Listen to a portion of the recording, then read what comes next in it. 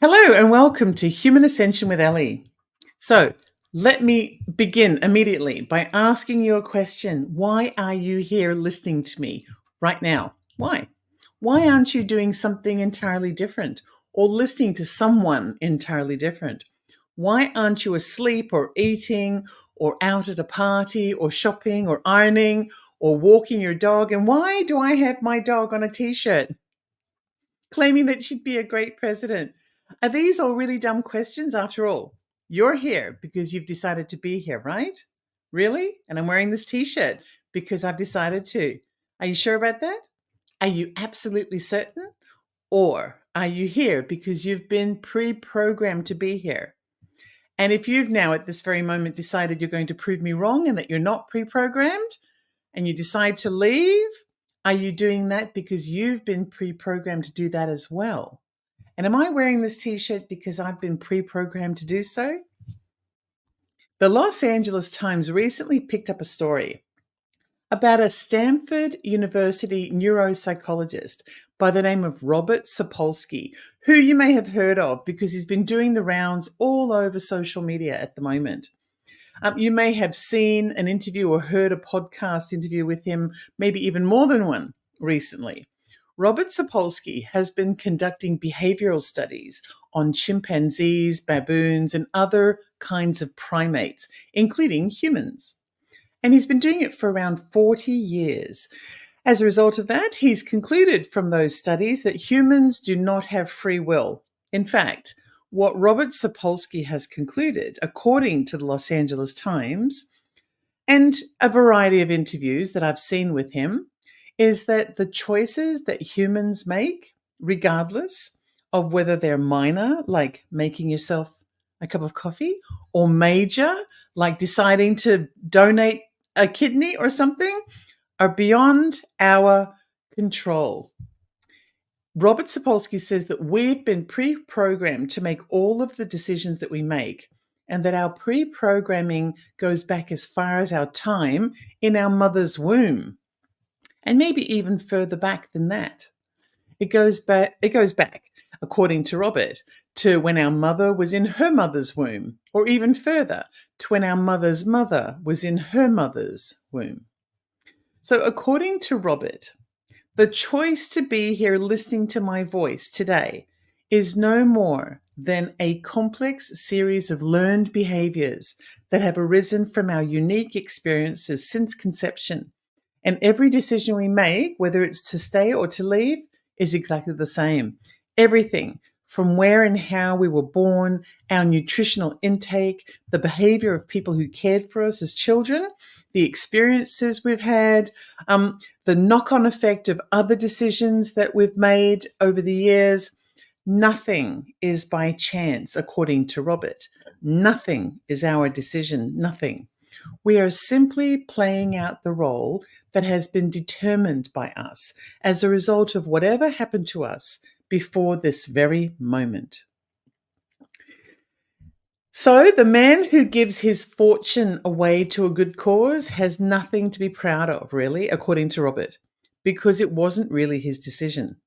He was predetermined to give his money away. And that's because determination is the basis of reality.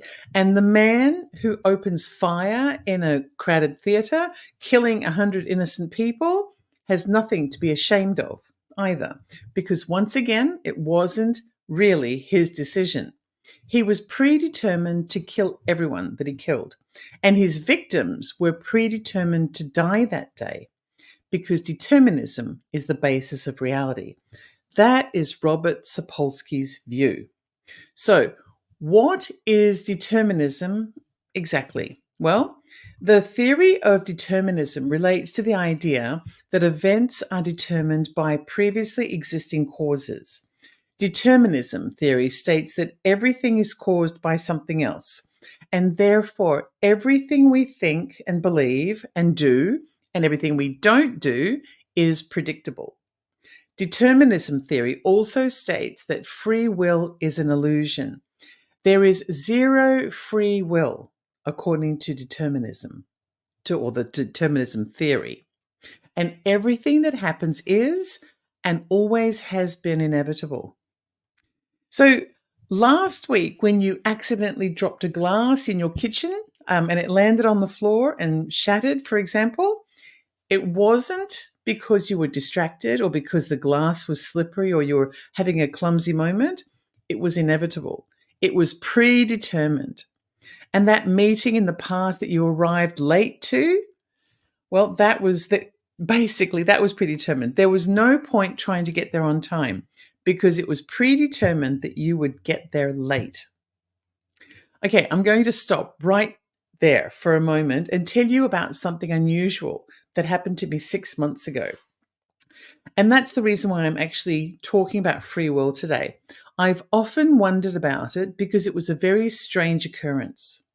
Okay, I was out with my dog and I stopped to get a takeaway cup of coffee. It was a beautiful, lovely day. And I sat in my car just drinking the coffee and watching the world go by. I'd also bought myself an Aussie pie, which is a very special kind of pie. It has minced beef and gravy and it's in a buttery kind of flaked pastry. If you ever come to Australia, I've got to tell you, us Aussies do a splendid meat pie. Make sure you try one. Anyway, the pie smelled really, really good, as you can imagine. And because I had my dog in the back of the car, I didn't want to torture her.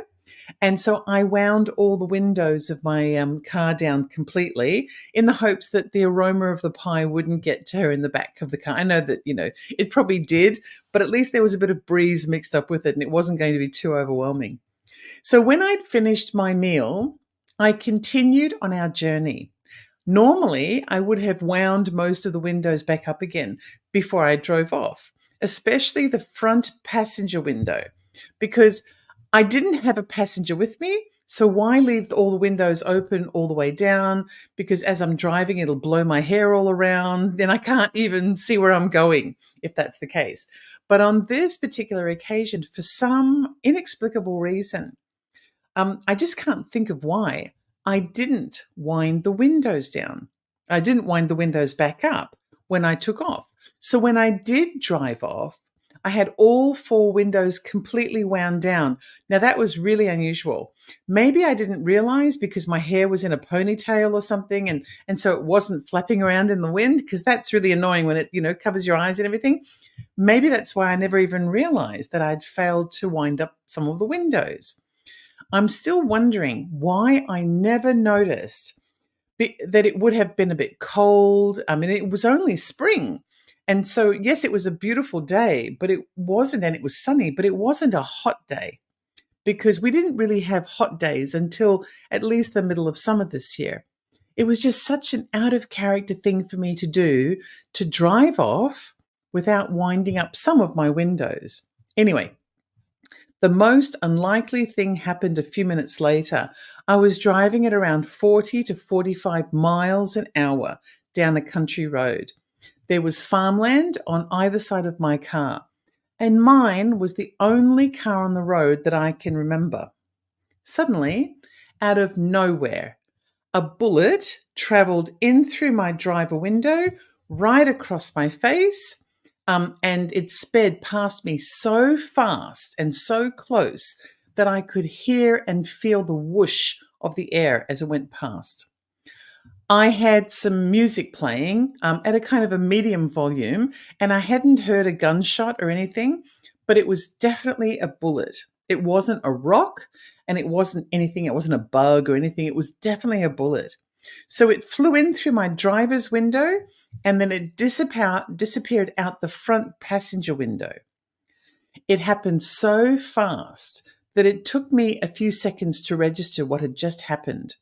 I remember that I continued driving for about 2 to 3 seconds, as I had been, because that's how long it took to sink in. But then when the moment did sink into my brain, I remember letting my foot ease on the accelerator, and I quickly checked my mirrors and looked around to see if I could see anything. I couldn't see anything that I could make any sense out of. In the moment, there were no houses around, there were no cars, there were no people. It was just a stretch of road with one lane going in either direction. And there were there was also a row of intermittent, shrubs and trees and things on either side of the road, leading to slightly overgrown grass, shoulders, and then farm fencing. I mean, this was a really rural area. I was about 5 minutes away from a town that I knew, and it had a police station. So I went to report the incident at the police station. The police officer at reception was quite young, under 30. He would have been probably mid-20s, I guess. And he was very polite to me, but I felt a bit stupid. He said that someone would go and check the grassland area for a bullet, which was a strange thing to say. But honestly, he didn't even ask me to give him a precise location. He didn't ask for my name or anything. And embarrassingly, so, I kind of doubt that anyone went looking for a bullet. I actually don't think he believed me at all. He probably thought I was some crazy person that just, I don't know what he thought I'd be doing. But I told him what had happened. So I'd done my bit, and then I went about my business. I was a bit perplexed by the incident, but that's about it because, nothing happened. Nothing was damaged. I wasn't injured. So as I begin to discuss this whole concept of determinism, I can't help but wonder, was it predetermined that I would fail to wind up my windows that day? Because if I had wound up my windows after my lunch, this would have definitely changed the trajectory of the bullet. And perhaps it would have been just enough of a shift in that trajectory that I might be dead now. This is a real story. I've gone back to look at the area since then because obviously I'm curious. I actually think that perhaps one of the farmers or one of their kids or something was shooting rabbits or doing target practice or something. And perhaps they forgot that if you miss your target and are pointing your gun towards a road, that bullet is going to keep traveling until it hits something. I think it was probably one of those freak accidents of, innocently pointing a gun in the wrong direction and not using it safely. And I'm really grateful for the fact that nothing was damaged and I wasn't injured. But that doesn't explain why I did something out of character that day and was probably saved by this failure to do what I would normally do. Because normally I would never drive off with all of my windows all the way open. So was it predetermined? And if it was, then why? And who or what determined it? According to Robert Sapolsky's theories, my failure to wind up my windows was caused by previous events that created a knock-on effect over time, perhaps since the beginning of my time here in life. The day I was born, the time I was born, the kinds of food that my mother fed me as a baby, the color of my hair, how long it takes to brush every day, seemingly unrelated things in life, according to Robert Sapolsky, all led to this moment. If it wasn't for something like this incident, in which I acted completely out of character in a small but highly significant way, then I wouldn't actually take anything that Robert Sapolsky says seriously at all. Because I come from a mindset in which free will is an important aspect of reality. And what Robert Sapolsky is saying is because he's a scientist and he can't see the free will, then clearly it doesn't exist. He's also saying these things because he's written a book about it. And so it's in his best interest to promote whatever he's written in his book. I keep that in mind. But I just can't ignore the fact that something happened in a certain way and that it was very significant to my life. It may have actually been the reason why I'm still alive. And it didn't feel like free will. Leaving my windows open, it didn't feel like free will. It felt like fate. Or maybe I'm just pre-programmed to feel about it in this way. I don't know. So let's have a look at this concept of free will from another perspective. Firstly, let's make sure we actually understand what is meant by the term free will. Okay, so free will is when a person has an unimpeded or undetermined ability to choose from a variety of different options. The earliest examination of the concept of free will came from the ancient Greek philosopher Aristotle at around 4 BC. Aristotle didn't actually refer to the concept as being that of free will. In fact, he created 3 different theories that form the basis for what we believe free will to mean today. Aristotle's first theory relates to a person's general disposition and how this may influence their choices. Like an adventurous personality may take more risks, whereas a person with a reserved personality may choose from safer options. So Aristotle's second theory relates to parameters such as what's materially possible or what is necessary. So, for example, whether or not we decide to breathe and simultaneously stay alive is not a reality that exists as a choice that we can make. If we want to live, then we have to breathe. It's a necessity. When it comes to what's materially possible, well, think about the person who wants to eat a steak for dinner, right? They want to have steak for dinner tonight. They could only choose to eat the steak if they had the steak. So if they didn't have the steak in their possession, they would first need to find some, whether they buy it or steal it or it's made available to them in some other way. But let's just say they decide to buy it. So if they decide to go buy some steak, first they would need the money to buy the steak. And without the money, they can't choose to buy it. And so on Aristotle's second theory involving the material possibilities, this creates limits on what free will can and can't do. You can't stop breathing and expect to live, and you can't eat steak if you haven't got any. Aristotle's third theory relates to fate. He claimed that everything in reality falls into one of 2 categories. Either it's true or it's false. If it's true, then according to Aristotle, it has always been true and will always be true. This is how he describes fate, or what we often think of now as destiny. An element of existence that never changes because it is a truth that can't be denied. If it's false, however, then it becomes a little murky. Does something exist because we think it exists? And if we aren't thinking it in a particular moment, does that mean that it doesn't exist in that moment? Aristotle really is the originator of any of the theories that people are talking about right now. Even when it comes to Robert Sapolsky's seemingly controversial book, in which he claims that free will doesn't exist. These are not new dilemmas and have been debated for thousands of years.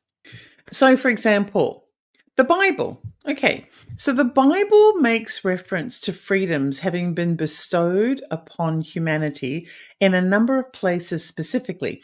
And there are additional references to choices and decision-making within the Bible that imply an element of free will. For example, in Galatians 5:13, it says, I quote, "You, my brothers and sisters, were called to be free, but do not use your freedom to indulge the flesh.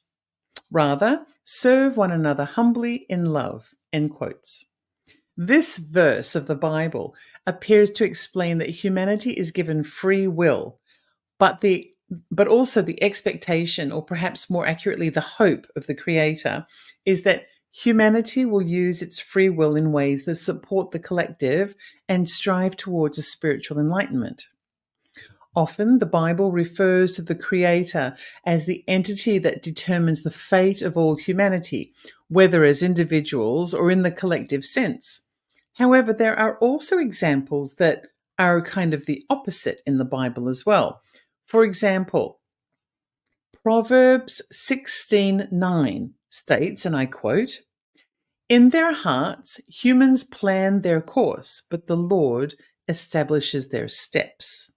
Unquote. This verse implies that the choices within reality are made by the Creator, but humanity ultimately decides the overarching reality. This sounds a little bit like a life contract.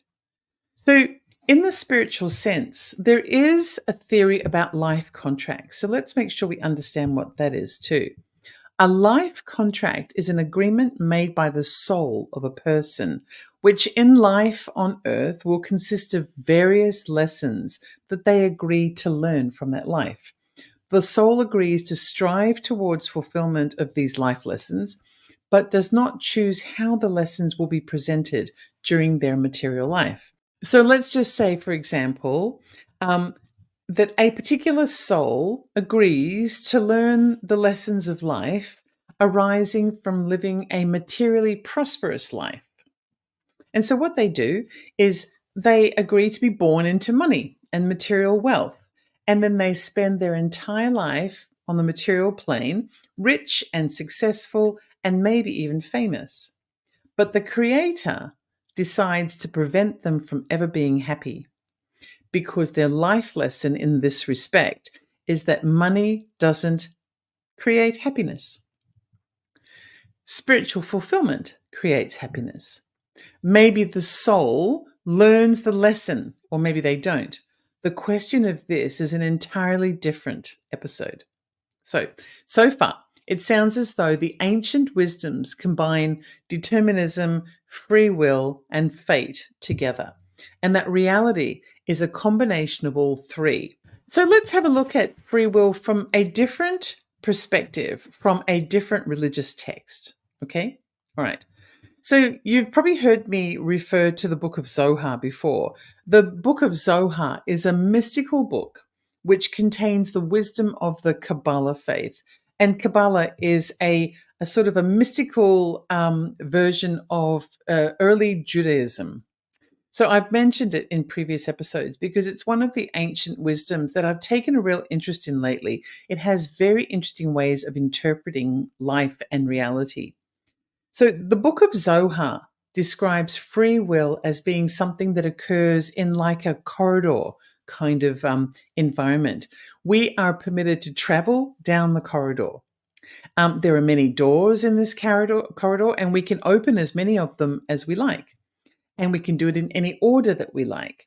We can also travel down the corridor quickly or slowly. We can jump, we can skip, we can run, we can do it, quietly or loudly, and we can eat cookies all the way down there or scream and yell and cry our eyes out as we go. In fact, we have no idea what exists or if anything actually does exist beyond the corridor. Our entire concept of reality is confined to the corridor. So we can do what we like in this corridor. We just can't be aware of anything outside of the corridor. So according to the Kabbalistic faith, free will belongs to us, and we have the freedom to use it at our discretion. But free will is confined to a reality that has boundaries like a corridor. And those boundaries sound a little bit like Robert Sapolsky's idea about determinism, and also Aristotle's ideas about fate and destiny. So let's look at one more ancient wisdom just to do a comparison. Bible, Zohar. Okay, I haven't covered anything from the Islamic wisdom before, so let's take a look at that. The Quran. Okay, the Quran speaks of humanity's free will in quite specific ways. Firstly, nothing in the Quran can be accurately quoted in isolation of other verses, so I've got to keep that in mind. And I wouldn't want to misinterpret any single verse. However, let's see what we can find there. What is evident from the Quran are a number of specific themes. For example, there are verses in the Quran that expressly state things like, quote, do whatever you will. And also, there are quotes that humans are free to aim for specific goals, choose between alternatives, and exercise their free will. The Quran also says that humanity has the freedom to believe or not believe in a particular religious doctrine. One phrase in the Quran states, and I quote, there is no compulsion in the deen. Well, the word deen has a complex set of definitions. So to translate that, It relates to authority, religion, submission, obedience, and the relationship between those who claim spiritual authority and those who are expected to submit to that authority. So, in essence, it appears that what the Quran is saying in that verse is that there is freedom for humanity to act with sovereignty. And sovereignty is just another word for freedom and self-governance, or free will. The Quran also acknowledges the same parameters that Aristotle did over 2,000 years ago, the parameters of fate and determinism. So it looks like the various wisdoms of the religious wisdoms all have different ways of expressing the concept of free will. But generally, there's an agreement between them that reality is comprised of three different components. Firstly, there's fate or destiny, which relates to the overarching pre-planned outcomes for all things. And then, of course, the second thing is determinism, which relates to what is materially possible or what is necessary for reality to exist. And then finally, the third thing is free will, which relates to our freedom to choose whatever we like once fate and determinism has been taken into account. I find that the easiest way of remembering the concept of free will is the Kabbalistic version of explanation, the explanation that life is a corridor and that we can do what we like inside the corridor. But regardless of what we choose to do, we're still confined to the corridor. So let's go a little bit deeper now, because this takes us into the realm of quantum physics. And isn't it funny how ancient wisdoms and religions often cross over into the concepts of science? I think it's a little bit sad, actually, that science, and that includes these scientists, for example, even like Robert Sapolsky, try so hard to separate their knowledge from the spiritual or philosophical concepts. That might be why it's taking scientists such a long time to figure, really basic things out, like what is reality, what is consciousness. It should be easy to get to that. Perhaps if they relaxed a bit and dabbled in other ways of seeing things, they might discover that the answers lie somewhere in the in-between, somewhere outside of the empirical realms of science. But anywho, let's take a look at what the quantum scientists have to say. Now, to be clear, I've chosen quantum physics over any other kind of science because quantum physics specifically deals with the smallest possible element that exists within other elements. So, as the smallest possible element, it works collectively to create reality. And free will is a concept within our reality. So it's a good idea to look at it from the root or the core, and therefore from the smallest originating place. Now, there are three very different ideas in quantum physics that relate to free will. The first is a theory of superdeterminism. So superdeterminism states that nothing is random and that everything is predetermined, kind of like what Robert Sapolsky says. It states that even when we perceive ourselves to be making a choice, we are simply doing what we are predetermined or pre-programmed to do, and that everything that occurs is measurable and predictable. Everything. One particular quantum physicist by the name of Sabine Hossenfelder, I think she's German, has quite boldly stated that free will is illogical and incoherent nonsense. Those are her words. I hope this doesn't sound submissive of Sabine Hossenfelder, but I would just like to say that if free will is illogical and incoherent and nonsense, and if everything is absolutely and undeniably predetermined, then I hope they aren't paying her very much money because she clearly was dropped into her role. It was predetermined long before she was even conceived, and even before she was an idea in her parents' mind or a twinkle in her dad's eye. She has accomplished nothing of her own doing, and she should immediately forego her wealth and her reputation immediately, because otherwise she might start to look as though she's achieved it through her own decision-making and free will. I'm only kidding. I'm being cheeky, but I do feel a bit of a sting at being told that I'm being illogical and incoherent and nonsensical when I believe in free will. And I hope that one day, I'm still being cheeky. I hope that one day an alien knocks on Sabine's door and personally tells her that she's wrong. I think that'll fix her. Then again, she might just call the alien illogical, incoherent, and nonsensical and slam the door in his face. Who knows? Anyway, some people just can't be convinced of anything. The thing about science is, the whole concept of science is that if you can't see it, it doesn't exist. And we must keep that in mind. Just because you can't see it doesn't mean you won't be able to see it someday in the future. So the second theory in quantum physics that relates to free will is called free will theorem, which states that if humanity has free will, then every particle that's being studied or seen by humans must always also have free will. In other words, free will is something that either does or doesn't exist. So if I'm looking at this pen because I want to, then the pen also has the free will. And it must simultaneously exist for anything that relates to the thing that the free will is apportioned to. Now, this theory was a little bit difficult to understand, but I think I might get it. So let's give it a shot and see if maybe a quantum physicist gets in touch with me to see whether or not I've got it right or I've got it wrong, or if I'm just sort of being illogical and incoherent. I don't know.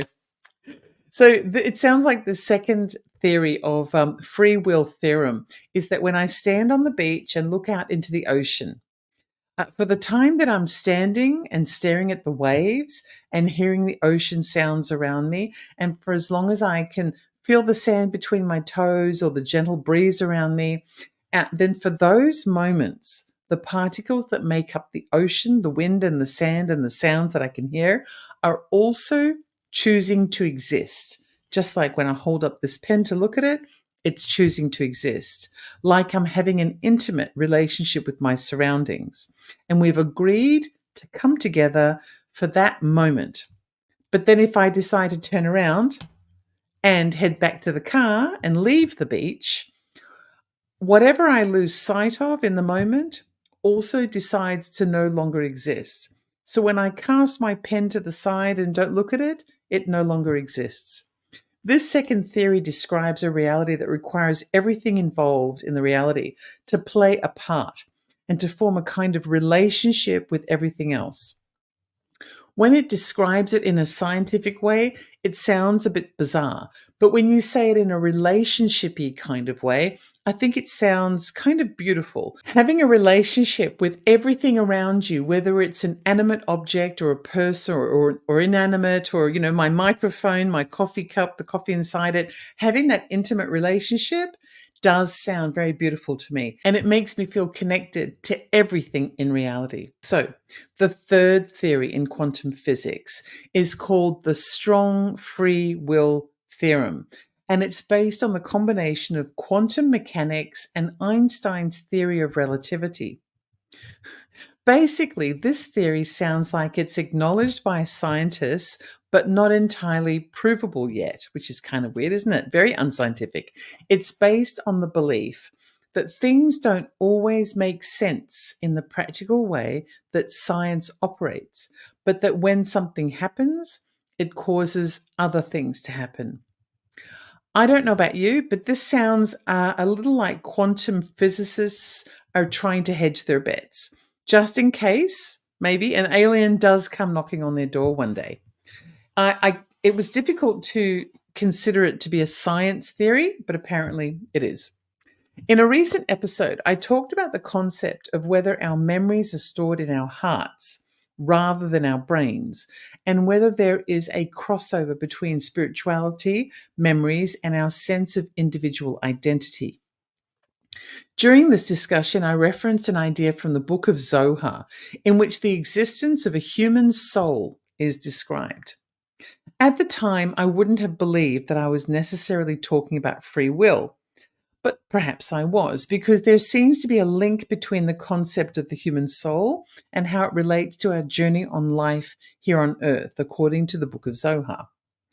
So the Book of Zohar, which is the Kabbalistic text, explains that there is only one soul in existence, only one, and that we are not actually separated from each other with separate souls. Instead, we are divided so that we may each experience an earthly reality.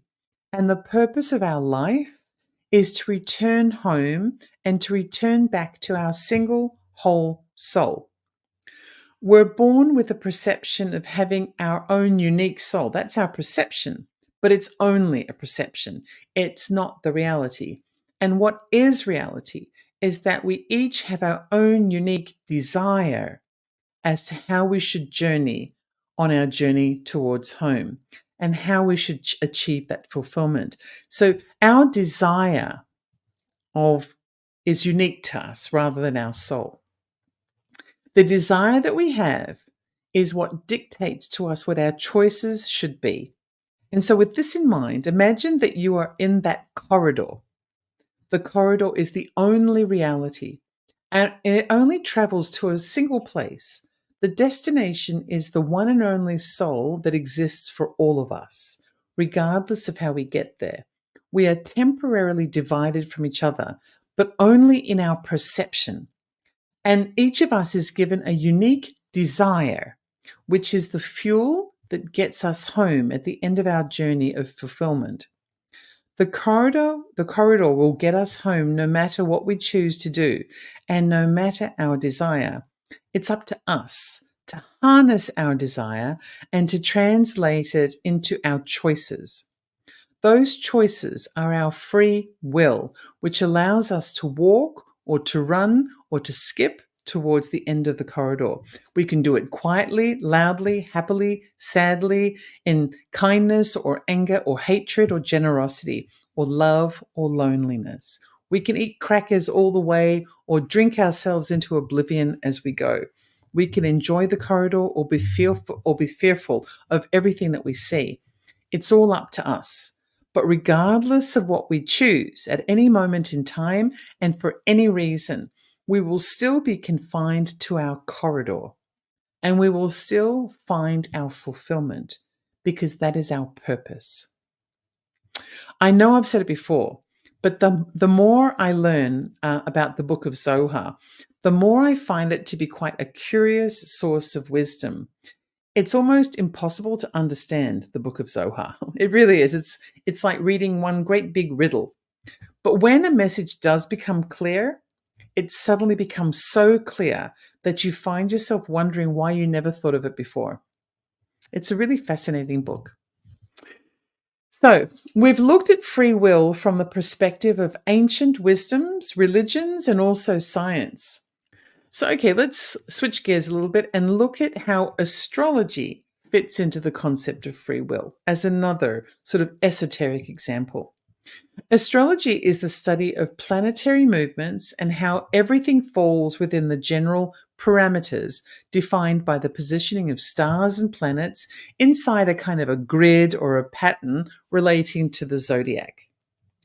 The overarching principles of astrology are in agreement with the overarching principles of religion and even some elements of modern science. In astrology, a person who is born at a certain time of the day in a certain geographic location will have aspects of destiny and determination associated with their existence. The planets and the stars will, to some degree, provide a framework for reality. But the person can use the framework to assess their strengths, weaknesses, and their challenges and their opportunities. And so, with this knowledge, free will can be added to the equation so that the person can utilize their strengths and their opportunities to lessen or reduce the chances of any challenges or weaknesses. Astrology operates on the principle of everything in reality being a form of energy that can be altered, thereby altering the reality. Tarot works in very much the same way. Tarot measures the energy of the moment and what is likely, but it's up to the person's decision making or free will as to whether they wanted to continue on this likely path or if perhaps a decision can be made to slightly change the energy and therefore change the likely outcome. So, obviously, this is an oversimplification of both astrology and tarot, but at least we get the general gist of things. Both of them work on the principle of the measurement of the current energy and then adding your free will to determine whether momentum is given to the existing energy or whether it can be used to divert the energy into a new direction. So, also, more paranormal here, and let's move into a completely different area of the paranormal. There are people within this concept of the paranormal who claim to channel messages from advanced beings, whether they are referring to celestial beings such as angels or spirit guides, or perhaps extraterrestrial beings. And while we can't be sure if any of these people really are challenging an otherworldly entity, there are some quite profound messages coming from a small number of individuals who claim to do so. Messages that make sense in a very simple way, even though the source cannot be scientifically proven. I mean, I believe in a lot of things, right? But I tend to be very conservative when it comes to my belief in channeling. And the reason for that is that I've rarely heard any profound messages coming from a supposed channel. They might close their eyes and shift about in a way to appear as though a foreign entity is moving through their body. Their voice might change, it might get louder or softer. They might even develop an accent or lose an accent or speak in a particular way. But after the entity that they claim has channeled them has come and gone, more often than not, I haven't learnt anything new. It's something that's already been said here on Earth. And so it really makes me wonder, why would a celestial or extraterrestrial being make all of the trouble of channeling through an earthly being just to say earthly things that we can look up elsewhere on the internet? Some of these channeling messages don't really resonate with me. And so I'm skeptical because I don't feel as though I'm learning anything new from these people. But there is one guy that I've come across who I think has kind of knocked me into a different kind of mindset. He claims to be channeling an extraterrestrial hybrid, and I've been trying to see as much of his messaging as I can find. And I'm not actually sure whether this is the entity that he claims to channel is a hybrid or maybe a humanoid from the future or something, but it's an extraterrestrial based entity. And the messages that he's been claiming to channel have been coming for around 40 years. And I would say that he is the most convincing example of channeling that I've ever seen, given that I'm skeptical of that. And I'm talking about a fellow in California called Daryl Anker and the entity that he channels that goes by the name of Bashar. So let's assume that Bashar is an extraterrestrial hybrid or humanoid or otherworldly being from another otherworldly place and time. And let's just see what he has to say about free will. Because he has, over the years, said quite a few things about the subject of free will. And he's quite unusually, for channeling, always been very concise and very practical. Bashar, the channeled entity through Daryl Anker, offers intriguing insights into free will. So let's explore his perspective. According to Bashar, there is a higher purpose of life, which is that we must each live as our true selves to the best of our ability and to live each moment as fully as possible. Now, this aligns with the idea that free will allows us to make choices that shape our individual experiences. Bashar also emphasizes that love and relationships are about being authentic, experiencing personal growth, and making conscious choices. He encourages each person to follow what gives them a sense of real passion and excitement, and to support other people too, as a way of creating meaningful connections that feed our higher self and enhance our journey of self-discovery. Bashar says that we always have free will and the freedom to choose and to make our choices. But interestingly, I think he has at some point also talked about free will being contained in a corridor of some kind. And that's the kind of thing that gets my attention when I get crossover.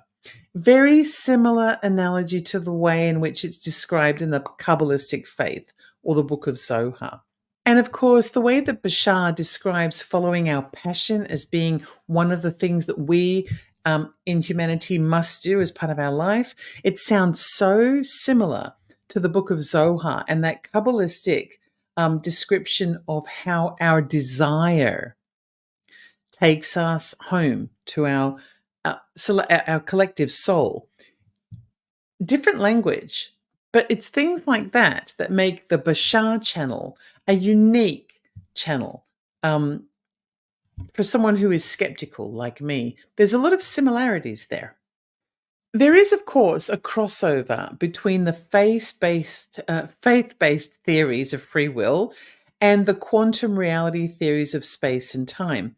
And I've chosen Bashar as a paranormal example because he explains it really succinctly and kind of marries it all together in a way that leaves me wondering why everyone doesn't learn this as a simple explanation of life when they're children or on the very first day of school. Bashar explains that our reality and our choices are interrelated. What we believe is what is true for us. And if we believe that everyone is evil, then in our reality, everyone is evil. If we believe that we're poor and have no opportunities, then we will live in a reality where we are poor and have no opportunities. If we believe that we're happy and that life is wonderful and that we have control over what happens next in our lives, then we will be happy, life will be wonderful, and we will have control over what happens next in our lives, because that is the reality that we will have chosen to live in. One of the areas where the messages from Bashar cross over into the messages for the science relate to this belief in reality. You know, I mentioned the quantum physics theory that states that for as long as I'm acknowledging that this pen exists because of my free will, the pen chooses to exist because we have formed a relationship of some kind. And so we're part of the same reality. What Bashar states is that we determine our reality by the things that we deeply believe in, wholeheartedly, genuinely believe in, not try to convince ourselves to believe in, but we actually, at the core of our being, believe in. That is our reality. And so what Bashar states is that if we believe in a reality and someone else believes in a different reality, as time moves on, those realities will separate and we may lose an awareness of each other. And I found that to be really fascinating because it kind of takes the science discussion into something even further. And that's the kind of profound messaging that sets Bashar apart. All of this seems to boil down to a combination of three things that seem to govern everything. It's true for the ancient philosophers, it's true for religion and faith, it's true for science, and it seems also to be true for the paranormal. The three governing features of reality appear to be a combination of destiny, determination, and free will. Destiny is like the overall objective of life. It can be described as fulfillment, enlightenment, self-discovery, a return to the whole, the soul contract, or a return to the collective. I guess one of the reasons why it's called so many things or perceived in so many different ways is that it is proving its own theory. Regardless of how we interpret the objective of life, it takes each of us to the same place in the end, regardless of what we call it. It takes us to the light at the end of the corridor. Determinism sets the rules and the structure by which we're permitted to travel down the corridor. The rules may relate to societal laws and traditions or our individual beliefs, whether by religious design or something more unstructured and spiritual, or even relating to a lack of belief in anything outside the physical realm. Like that German physicist, Sabine Hossenfelder, who got under my skin, who believes that anyone who doesn't agree with her is being illogical, incoherent, and nonsensical. She's still likely to show up one day at the end of the corridor. And so either she'll be right one day or we'll be right. I don't know. But you know what? I'm going to tell you, I have a feeling that we are going to be right. But then again, of course I do. Determinism may also relate to our sense of identity, our moral code, the lessons we've learnt in the past, our fears and our anxieties. Pretty much anything that we believe gives us permission to peek around at things as we travel down this corridor towards the light. Now, that corridor towards the light and the predetermined everything that goes with it is where Robert Sapolsky is sitting. But you know, that third concept also appears to be true, and that is the free will concept. Free will is everything that's left after destiny and determination have been taken into account. We can run or jump or crawl towards the light at the end of the corridor. We can travel down that corridor any way we want to, but ultimately we will travel. And at the end, there will be the light. And I tend to believe that the light is that single soul, which is our home, the home of the collective that will be there waiting for us, regardless of how we complete the journey or the passion that we follow, if you use Bashar's language, or the desire that propels us, if you use the Kabbalistic language. It's for us to acknowledge our desires or our passion and excitement and transform them into our life choices. So with that in mind, let me give you a final quote from Bashar. He says that when it comes to our free will, we have each made our own choices, which provides us with our own reality. So the next time you feel angry or hurt or anxious or frightened or bored, or, I don't know, just fill in the blank. But every time you feel a certain way, just remind yourself of your own free will and say these words, which I think I found quite simple, but very, very effective. Say these words. I feel this emotion because I have chosen to feel this emotion, because I believe that this emotion will serve my life's purpose. It's a wonderful quote by Bashar, because as soon as you say it to yourself, you realize that unless the emotion is actually serving a purpose for you, then you're wasting a valuable life on the wrong emotion. Because our emotions feed our intellect, which feeds our beliefs, and then ultimately feeds our reality.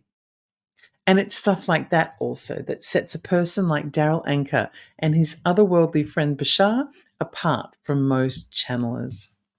It's a message which is so simple and so easy to digest. It makes you believe that it must come from an ascendant place.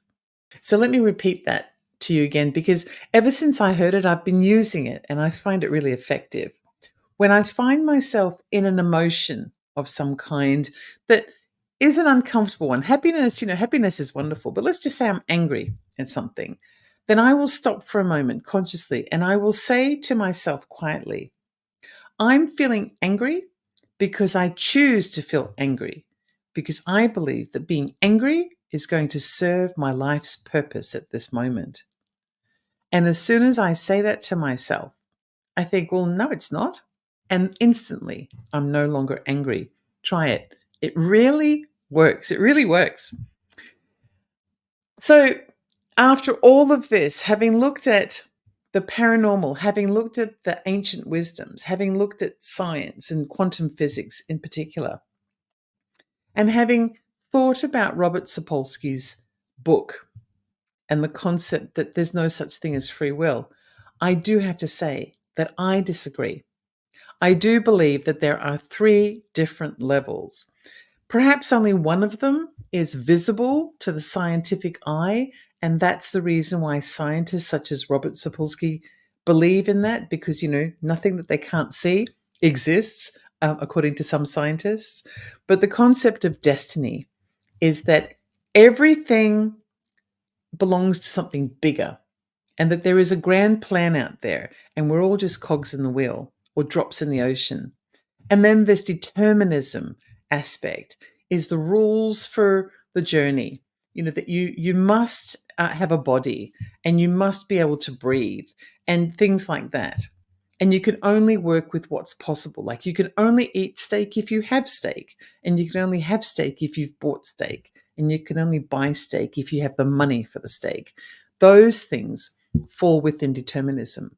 But once you've dealt with the destiny and the determinism, now you're in the corridor, and you can do whatever you like in that corridor, because regardless of what you do, there's a light at the end of that corridor, and everyone ends up in the light. Isn't that lovely? So if you'd like to delve a little deeper into the spiritual side of what I do, then check out my YouTube channel. It's called Ellie Dreams Down Under. Every week, you'll find bonus content relating to the show. There's also tarot, horoscopes, and the analysis of people, circumstances, and events. A new video airs every day, rain or shine. I even had a total knee replacement about a year ago, but the videos just kept coming the whole time I was in hospital and everything. It never stops because I'm a machine and I can't help myself. You can also find me on Facebook, Instagram, Threads, Patreon, and Shopify. All of my social media links can be found at the Ellie Dreams Down Under channel on YouTube. Also, thank you very much to everyone who's joined me today on one of KGRA's broadcasting platforms. That includes Facebook, X, Rumble, and pretty much all of your podcast forums. But the best place to hang out with like-minded watchers, experiencers, spiritualists, and weirdos of the best variety, like me, is at KGRA. Just click on live.kgradb.com and use promo code Ellie, that's me, for 30% off your subscription. So my name is Ellie, and that's it for today. It's been a pleasure. Until next time.